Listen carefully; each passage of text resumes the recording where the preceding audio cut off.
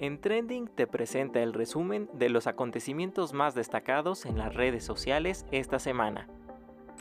El Mundial de Qatar 2022 arrancó con una ceremonia que incluyó la participación de celebridades como Morgan Freeman y diferentes actuaciones musicales. En el partido inaugural, el anfitrión fue derrotado por la selección ecuatoriana 2-0. El impacto de un misil en Polonia puso en estado de alerta a los miembros de la OTAN. Diferentes organizaciones han iniciado investigaciones para conocer la procedencia del misil que dejó 2 fallecidos. Guillermo del Toro fue condecorado con el doctorado honoris causa por la UNAM, por su destacada carrera cinematográfica y sus labores para impulsar el séptimo arte en México. Frida, la perrita rescatista que ayudó durante el sismo del 2017, falleció a los 13 años en las instalaciones de la Secretaría de Marina debido a padecimientos propios de su edad. Se celebró la 13ª ceremonia de los Premios Grammy Latinos 2022. La sorpresa de la noche fue Ángela Álvarez, cantante cubana, que ganó el premio a Mejor Artista Nuevo a sus 95 años de edad. En La Rioja, Argentina, un grupo de científicos encontró huellas fósiles de mamíferos que habitaron en Sudamérica hace 10 millones de años. Con este hallazgo se pudo obtener más información sobre estos animales extintos y su hábitat. Hola, qué gusto saludarlos una semana más aquí en Trending. Y bueno, pues los recibimos muy contentos porque vamos a hablar de otro tema en tendencia en las últimas semanas, pues estuvo ahí en redes sociales, en las noticias, la iniciativa a la reforma electoral propuesta por el presidente de México, Andrés Manuel López Obrador. Hubo posturas a favor, en contra y pues un tema muy controversial, pero que hay que informar a todos los televidentes pues acerca de esta reforma. ¿Cómo estás, Beto? Qué gusto saludarte ya en una emisión más de En Trending. Bueno, ya tenía tiempo que no estábamos por acá. Sí, qué gusto compartir nuevamente los micrófonos de En Trending, Pau, y como lo mencionas, pues es un tema muy importante no solo en la esfera de los medios, sino en general por diversas marchas, particularmente aquí en la capital de nuestro país, pues intentando generar un poco de atención, y no un poco, sino mucha la atención alrededor de esta discusión que se está teniendo en el nivel legislativo de nuestro país. Y a propósito de eso, entonces, nosotros vamos a hablar, Pau, no solo del sistema electoral en nuestra nación, que es lo que está justamente a discusión, sino pues poner un poco en contexto cómo se compara con otras naciones, un poco de la historia reciente, porque pues es una democracia joven la de nuestro país, para terminar de entender toda esta, toda esta discusión, todo este fenómeno que estamos viviendo actualmente en México. Así es, y es muy importante comenzar pues platicándoles a la audiencia qué es un sistema electoral, cómo funciona y cuál es su importancia dentro de un país. Así que eso nos lo platica Grisel en un minuto. Un sistema electoral nos permite elegir a nuestros gobernantes democráticamente, tomando en cuenta la voz y voto del pueblo. En México, como en muchos otros países del mundo, la democracia es el derecho de los ciudadanos a participar en las decisiones políticas, y para garantizarlo dentro de una sociedad es necesaria la existencia de un conjunto de reglas y procedimientos destinados a regular las diversas etapas de los procesos de elección. A través de ellos, la voluntad de la ciudadanía se transforma en órganos de gobierno de representación política. Esta estructura nos permite llevar a cabo acciones como determinar cuándo se realizan elecciones, las personas que pueden votar, quiénes pueden ser candidatos, cómo deben ser las campañas políticas, etc. Los sistemas electorales son necesarios para ejercer nuestro derecho para elegir a quienes llevarán el rumbo del país. Beto, mucho se ha hablado de pues esta propuesta, ¿no? Esta iniciativa, la reforma electoral, pero antes de entender y meternos de lleno a este tema es muy importante ver hacia atrás y pues ver cómo funciona nuestro sistema político electoral mexicano, que es muy importante. Particularmente en nuestro país, Pau, que pues bueno, la institución encargada de esto, como ya la conocemos, el INE, antes IFE, pues bueno, es una institución muy joven y eso saca la duda entonces, ¿cómo funcionaban las elecciones? ¿Cómo funcionaba el sistema electoral, particularmente en el siglo XX en México, después de la revolución, o sea, después de ya todo este movimiento histórico, cómo se estableció la democracia? Y Nadia nos platica todo ese contexto histórico y nos lleva de la mano para llegar a esta discusión en el 2022, en la primera parte del reportaje, así que mejor vamos a ver de qué se trata este contexto de los sistemas electorales en nuestro país. La configuración de nuestro sistema electoral ha dependido de las reformas constitucionales. Desde 1917, México se asumió como una república representativa, democrática, laica, conformada por estados libres, soberanos y autónomos, sentando así las bases de dicho sistema. El partido que asumió el mando luego de la Revolución Mexicana mostró un poder hegemónico por años que controlaba todo. Para las elecciones de 1976 se presentó un único candidato a la presidencia de la República, José López Portillo. Y esto alarmó al país de que tal vez no vivíamos en una democracia, sino que sería la confirmación más fehaciente de que vivíamos en un régimen autoritario. Y además el que contaba las elecciones pues era el propio gobierno, era la Secretaría de Gobernación, en donde estaba la Comisión Federal Electoral. La primera gran reforma sucedió entre 1990 y 1991, con la creación del Instituto Federal Electoral, que pretendió ser imparcial y dar certeza, transparencia y legalidad a las elecciones federales. El segundo momento es el momento de la reforma de 1996, en donde el IFE se convierte en constitucionalmente autónomo, sale el presidente del Consejo General, el secretario de Gobernación, ya no hay presencia ni control del gobierno sobre las elecciones, sino que va a ser un consejo ciudadano, es decir, elegido por la Cámara de Diputados en 2/3 partes, y entonces así es como se conforma el Instituto Nacional Electoral. De acuerdo a los especialistas, la ciudadanización del sistema electoral ha sido el mayor acierto para la democracia, porque a través de la profesionalización y capacitación de la gente se ha hecho posible organizar y vigilar todos los procesos electorales. Todo esto le corresponde al Instituto Nacional Electoral, además de financiar a los partidos, fiscalizar sus recursos, vigilar que los medios de comunicación les den espacio a todos los partidos por igual, se garantice que los ciudadanos se sienten en libertad para votar y en condiciones de que su voto sea contado de manera imparcial por una autoridad.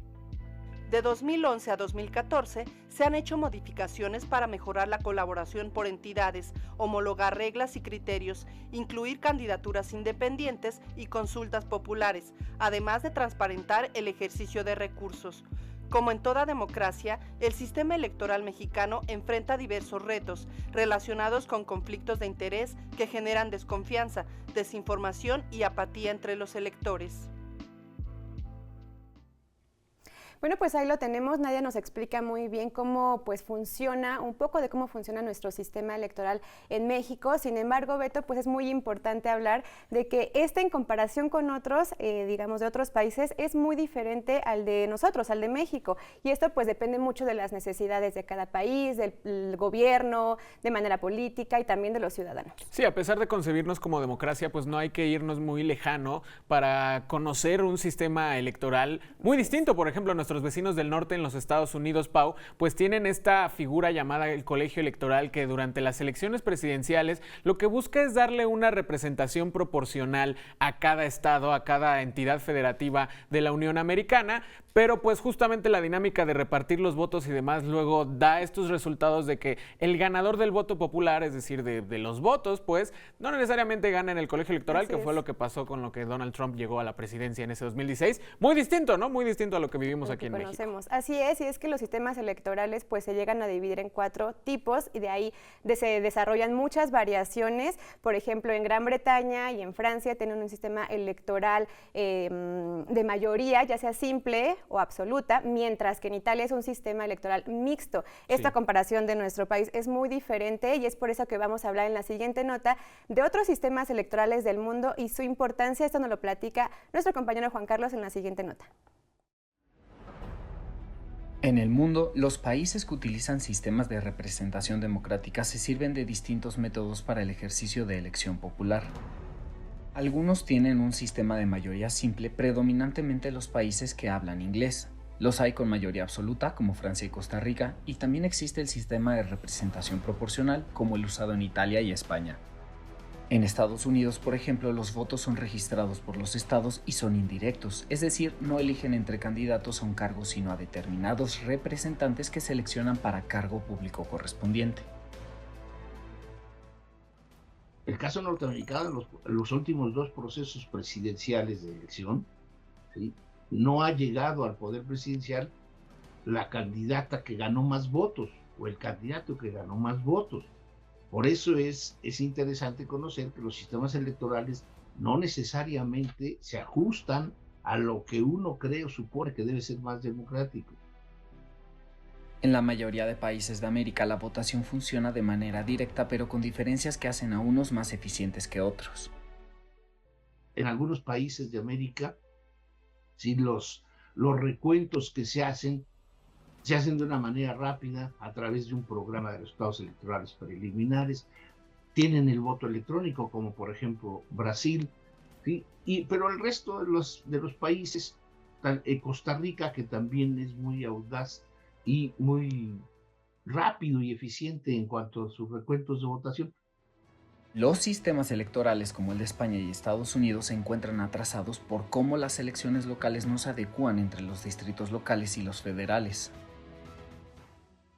La geografía electoral la ajustan de acuerdo a las necesidades de los partidos políticos.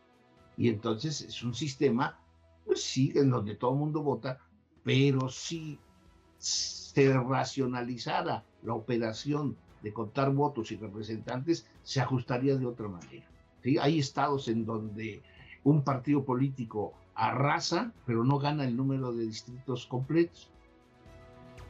Otros sistemas electorales, como el chino, permiten que la ciudadanía vote directamente por los diputados de los distritos y las aldeas, pero a nivel provincial y urbano el voto ciudadano es indirecto. Y para la elección presidencial los ciudadanos no votan sino los miembros de un órgano dependiente del Poder Ejecutivo como el Congreso Nacional Popular. Los modelos de representatividad en el mundo son un reflejo del sentir popular y de cómo el pueblo quiere ser representado en su gobierno. El ejercicio del voto es un derecho que exige la obligación de información, así que para las próximas elecciones recuerda conocer las propuestas de todos los actores políticos que contienden. Es momento de ir a una pausa, pero no se despeguen porque regresamos con una entrevista muy interesante sobre uno de los actores principales de la democracia. Nosotros, los ciudadanos. Así que ya volvamos con la segunda parte aquí en Trending.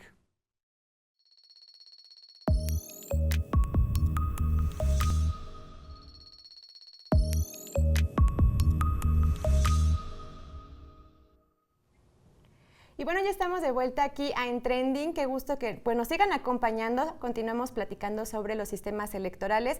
Y bueno, pues vamos a entrar a otro tema, Beto, que es hablar pues sobre la participación ciudadana. Ahora sí que hablar de sistemas electorales es a fuerza platicar sobre nuestra participación como sociedad. Y es que pues recordemos que en la democracia pues es muy importante involucrarnos en esta responsabilidad compartida, porque si no la democracia se debilita, pierde legitimidad y representatividad. Es por eso que vamos a hablar de este importante tema. Nos acompaña la doctora Rosa María Mirón Lince. Ella es doctora en Ciencias Políticas por la Facultad de Ciencias Políticas y Sociales, donde también es profesora. Además es especialista en partidos políticos, procesos electorales, entre muchos otros temas. Muchísimas gracias, doctora, por estar con nosotros. Al contrario, es un gusto, Pau, Beto. Muchas gracias por la invitación. Gracias. Nuevamente le agradecemos, doctora, que esté con nosotros. Para entrar en materia, ¿no? Antes de tal vez otros de los matices que quisiéramos tomar, si nos pudiera definir este concepto de participación ciudadana, o sea, creo que lo tenemos como muy, tal vez en el colectivo de que pues es votar, ¿no? Pero es más allá que votar cada 3, cada 6 años. ¿Qué es este concepto de participación ciudadana? ¿Qué es lo que la involucra? Y pues, ¿por qué es necesaria para un sistema democrático como nuestro país? Bien, pues como decías ahora en la introducción, efectivamente no hay democracia sin participación ciudadana. Es un sistema que tenemos un régimen político en donde se necesita justamente del involucramiento de la sociedad, de cada uno de los ciudadanos y de la sociedad en su conjunto. Efectivamente, la participación ciudadana puede ser y es fundamentalmente el hecho de votar, eso sí, sin duda, es importantísimo, pero no es solo eso. La democracia requiere del involucramiento de los ciudadanos en muy distintos niveles, no solamente en el acto mismo de votar, sino en la participación en otras actividades que involucran el interés de la ciudadanía.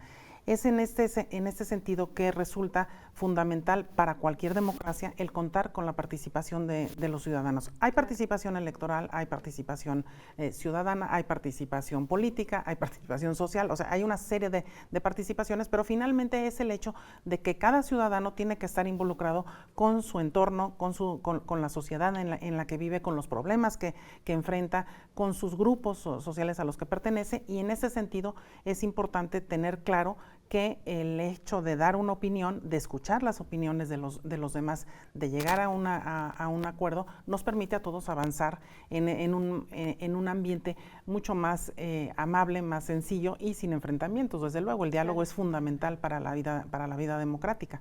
Así es, doctora, y también creemos que, por ejemplo, recientemente, pues en esta propuesta de reforma electoral, pues hubo una marcha, obviamente la participación ciudadana ahí se involucró porque también estamos viendo que este es un tipo de participación, el que obviamente no esté toda la población de acuerdo. Entonces, digamos, ¿cuál es el impacto de este tipo de marchas sobre la que hablamos recientemente y también qué otros tipos de participación ciudadana existen? Mira, la participación ciudadana está regulada, hay distintas leyes de participación ciudadana en donde tenemos ejercicios como el plebiscito, el referéndum, la iniciativa popular. Algunos de estos se han llevado a cabo con mayor o mayor éxito en los distintos momentos de nuestra vida democrática, ¿no? Desde el surgimiento o desde el fortalecimiento de esta vida democrática, hemos tenido los últimos 30 años, yo creo que efectivamente, como decían, desde el nacimiento del IFE, porque en México lo que hemos tenido es básicamente una democracia electoral. Ha sido por la vía electoral que se ha ido reforzando esto, o se ha dado la transición hacia la democracia. En ese sentido es muy importante lo que sucede ahora y lo que tenemos sobre la mesa, que es una iniciativa de reforma. Una iniciativa de reforma atípica, porque generalmente las anteriores, las que dieron pie a esta transición democrática que hemos vivido, han sido propuestas desde la oposición para garantizar una mayor participación de la oposición o de la ciudadanía de entes distintos al gobierno.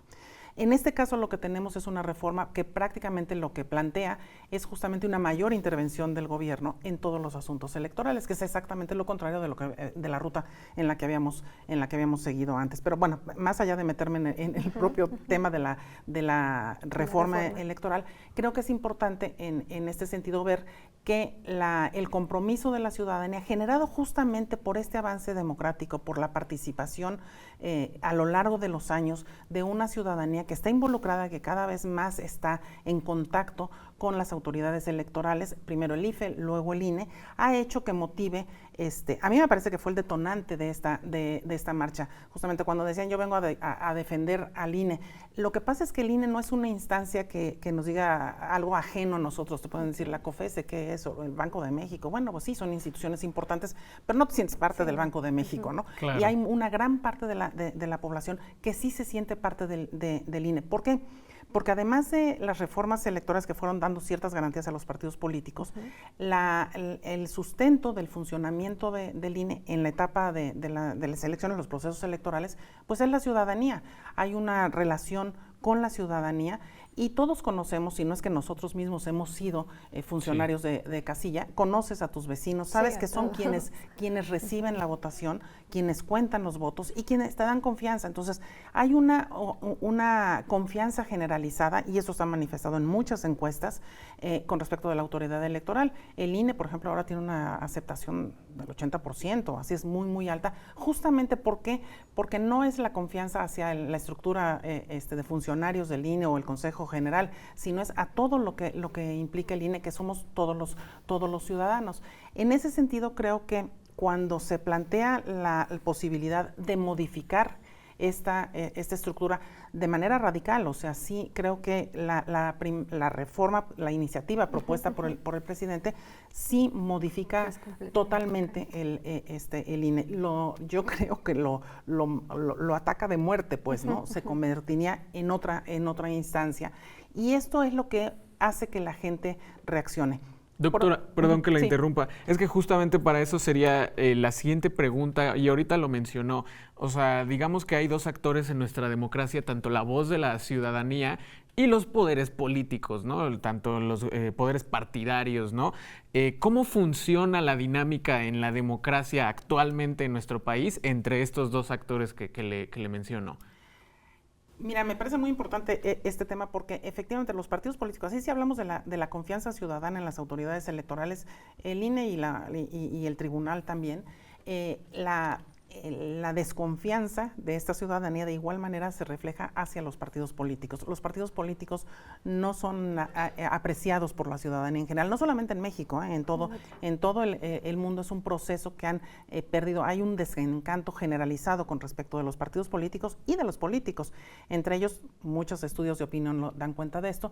Los legisladores son los que particularmente tienen más desafecto ciudadano. Entonces, justamente en este sentido fue que cuando se convoca esta movilización o se organiza, porque fue muy difusa la convocatoria de la marcha, que fue impresionante por la cantidad de gente.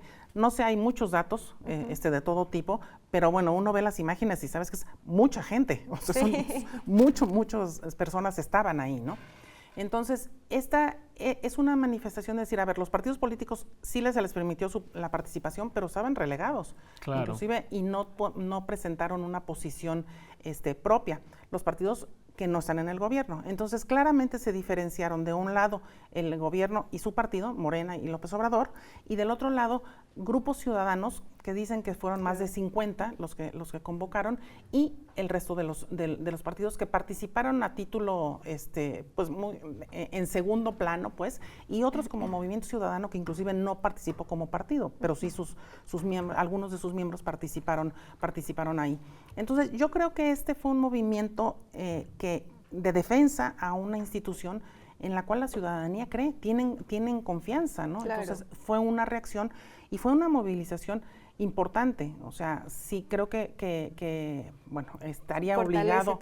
Sí, o fortalece este ejercicio fortalece la organización ciudadana, pero también creo que debe de tomarse en cuenta por parte del gobierno y su partido, porque es una manifestación clara de que, bueno, hay otras opiniones. Entonces, claro, a final de cuentas, si es en democracia, lo que tiene que ser es que no se puede imponer nada, sino negociar, dialogar y respetar las posiciones de los distintos participantes. Claro. Así es. Pau, pues llegamos al final de nuestra entrevista. Se nos terminó el tiempo. Pero le agradecemos mucho, doctora Rosa María Mirón. Me quedo con esto último que mencionó. Si la democracia no es escuchar otras opiniones y abrir al diálogo, pues creo que no sería una democracia. Entonces, muy buena reflexión la que nos deja, doctora. Le agradecemos mucho que nos haya compartido estos conceptos aquí en Trending. Al contrario, muchas gracias por la invitación. Muchas gracias, un gusto. doctora, nuevamente. Y pues bueno, ahora la invitamos a ver la segunda parte del reportaje, porque Nadia nos platica más a detalle acerca precisamente de esta reforma electoral. El INE desaparece, se modifica. Más detalles aquí en la segunda parte del reportaje. Vamos a verlo. El domingo 13 de noviembre, en la Ciudad de México y 18 entidades del país, se organizaron diversas marchas en protesta contra la reforma electoral propuesta hace 6 meses por el gobierno actual. Bajo la consigna "El INE no se toca", intelectuales, ONGs, representantes de partidos de oposición y ciudadanos manifestaron su preocupación por el posible retroceso de la democracia mexicana. Pero, ¿en qué consiste dicha reforma? La propuesta de reforma modificaría 18 artículos constitucionales. El objetivo planteado dentro de los considerandos del proyecto de dictamen está abaratar los costos del sistema electoral. La reforma incide no solamente en el sistema electoral, sino también en el sistema de partidos políticos. Se elimina el voto directo para elegir diputados y senadores. Se sustituye por un sistema de listas. No solo es un atropello al federalismo, sino lo que implica es que todas las funciones que cumplen los organismos públicos electorales de los estados van a pasar al INE. Entonces, si el INE ya es grande, se va a hacer todavía más grande. Pero lo de los diputados, lo que vendría es a implicar un golpe al pluralismo, porque en estados, por ejemplo, en Colima, en donde solamente hay dos diputados, ¿no? Eso es lo que tiene actualmente, o en Tlaxcala, en donde hay solo 3 diputados, pues a la hora de repartir los escaños, pues los partidos que serán favorecidos son los partidos más grandes y los partidos pequeños quedarían sin posibilidad de representación. Con la propuesta del actual gobierno, el INE estaría conformado tan solo por 7 consejeros en vez de 11, quienes serían propuestos por el presidente de la República, el Poder Legislativo y la Suprema Corte de Justicia de la Nación. Es decir, esta sería una reforma político-electoral de gran calado que transformaría las relaciones de poder político dentro de las cámaras, pero también incidiría en la transformación del régimen político, en la transformación del sistema de partidos y en la transformación del sistema electoral.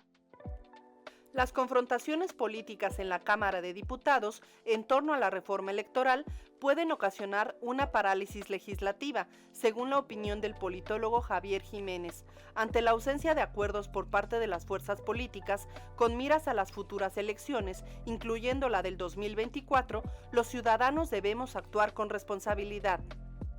Es momento de que, si los partidos políticos no son capaces de crear un sistema de competencia electoral armónico y comportarse de manera institucionalizada, los ciudadanos sí debemos hacerlo. Estamos llegando al final de nuestra emisión, pero como cada semana esperamos que esta información sea muy valiosa para todos ustedes, sobre todo en la coyuntura que estamos viviendo actualmente en nuestro país. Y ya lo escuchamos en la entrevista, Pau, la participación ciudadana, la manera de, la capacidad de disentir, de externar opiniones contrarias a lo que otra persona podría pensar, es inherente de la democracia. Generar esas conversaciones, generar esas discusiones es inherente, es necesario y es fundamental para que nosotros sigamos haciendo que nuestra democracia en México siga creciendo, siga fortaleciéndose y pues nos siga garantizando un lugar en el que todos podamos externar lo que estamos pensando y además pues la gente que coincide en eso pues también pueda seguir reuniéndose, externando estas posturas. Así es, Beto, no siempre tenemos que estar de acuerdo con este tipo de propuestas, tampoco siempre tenemos que estar a favor, hay que pues informarnos porque es nuestra responsabilidad como ciudadanos saber qué está pasando en nuestro país, cómo se mueve nuestro sistema electoral, porque además pues esta información hace que también vayamos viendo cómo se mueve, qué es lo mejor para nosotros como ciudadanos y obviamente en bien de no solamente de nosotros, sino también del país. Así que con esto cerramos nuestro programa de En Trending.